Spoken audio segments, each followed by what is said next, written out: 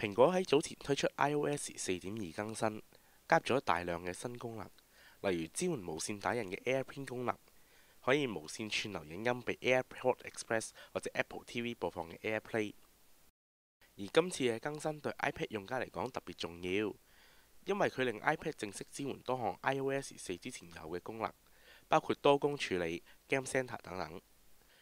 正式版亦比早前發布嘅測試版加入唔同嘅新功能，例如喺轉換程式嘅時候嘅過場效果。另外亦都喺工作列加入調節螢幕亮度嘅選項。而 Safari 就加入咗頁內搜尋嘅功能，可以喺比較多字嘅網頁入邊快速搜尋所需嘅段落。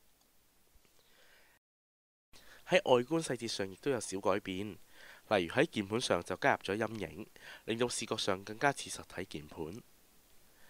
除此之外，蘋果亦都將 Mobile Me 嘅 Find My iPhone 功能由收費轉為免費。萬一遺失咗 iPhone、iPad 或 Apple Touch， 就可以隨時透過呢個功能向失機傳送信息、追蹤位置或者刪除機上所有嘅資料。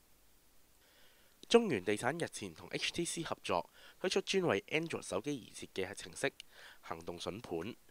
程式推出初期只可以喺 HTC 嘅手機下載，用家可以喺手機程式搜尋心儀嘅樓盤，查閱樓價走勢、新盤資料等樓市資訊。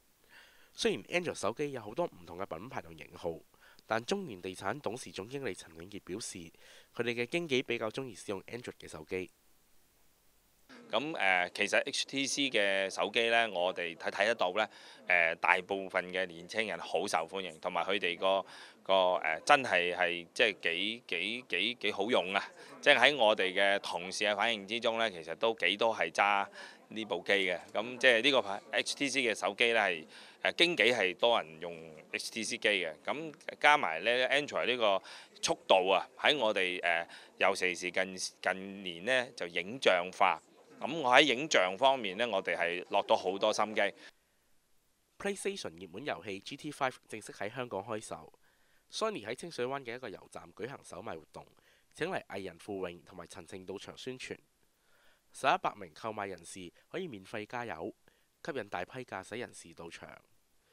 由於排隊嘅汽車眾多，導致銀影路附近交通一度擠塞，有交通警員到場疏導車輛。排第一嘅江先生表示，吸引佢到現場排隊嘅原因係因為免費加油，而多過係為咗率先試玩。喂，最緊要都係有油入啫嘛。係啊，因為如果唔係你出去商場都有買啦。華碩喺全球首間專門店 ProShop 日前喺尖沙咀開幕。華碩表示選址香港係因為睇到本地電子業前景非常蓬勃，而且來港嘅旅客數量持續上升。專門店用咗華碩商標嘅白色同埋藍色作為主色，入面放置咗多部新型嘅手提電腦同埋 EPC 嘅專櫃。另外亦都有專人講解唔同產品嘅特色同埋提供選購嘅意見。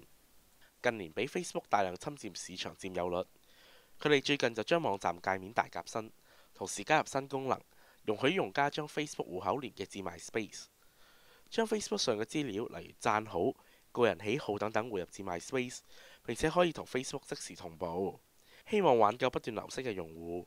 雖然成效受到質疑，不過對用戶嚟講都係一個方便嘅功能。今個星期嘅科技新聞提要報導完畢。